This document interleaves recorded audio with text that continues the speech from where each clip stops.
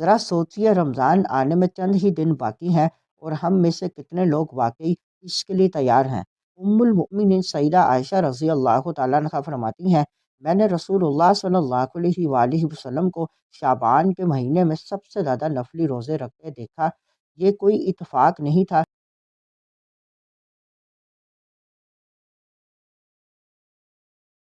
بسم اللہ الرحمن الرحیم۔ آج کی حدیث مبارک ماہ شعبان کی عظمت۔ صحیح بخاری حدیث نمبر 1970۔ ام المؤمنین سیدہ عائشہ رضی اللہ تعالیٰ عنہا نے فرمایا، سیدنا رسول اللہ صلی اللہ علیہ وآلہ وسلم سب سے زیادہ نفلی روزے شعبان میں رکھتے تھے۔ آپ صلی اللہ علیہ وآلہ وسلم پورا مہینہ روزے رکھتے اور فرماتے تھے، یعنی وہی اعمال اختیار کرو جن کی تمہیں استطاعت ہو، اس لیے کہ اللہ تعالیٰ تمہارے ثواب میں کوئی کمی نہیں فرماتا جب تک کہ تم اکتاہٹ کا شکار نہ ہو جاؤ۔ ام المؤمنین رضی اللہ تعالیٰ عنہ نے فرمایا، نبی اکرم صلی اللہ علیہ وآلہ وسلم کے نزدیک سب سے زیادہ پسندیدہ نفلی نماز وہ تھی جو پابندی سے پڑھی جائے، اگرچہ وہ تھوڑی ہو، اور آپ صلی اللہ علیہ وآلہ وسلم جب کوئی نماز پڑھتے تو اس پر ہمیشگی اختیار فرماتے۔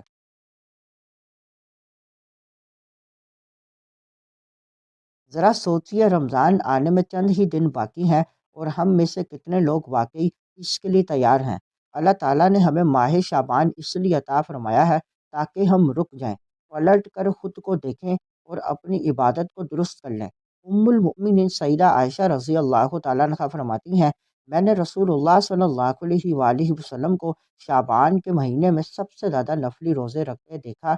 یہ کوئی اتفاق نہیں تھا بلکہ ایک عملی تربیت تھی رمضان کے استقبال کی۔ لیکن نبی کریم صلی اللہ علیہ وآلہ وسلم نے صرف زیادہ عبادت ہی نہیں سکھائی بلکہ عبادت کا طریقہ بھی سکھایا۔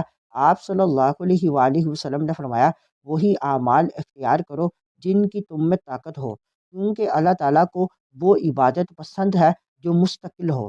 ماہ شعبان ہمیں یہ سکھاتا ہے کہ روزہ تھوڑا کرو لیکن چھوڑو نہیں۔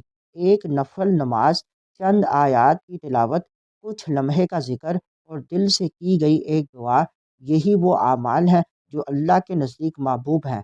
آئیے اس شعبان میں ہم شور نہیں کریں گے، صرف سنواریں گے اپنی نماز، اپنا دل اور اپنا تعلق اللہ سے۔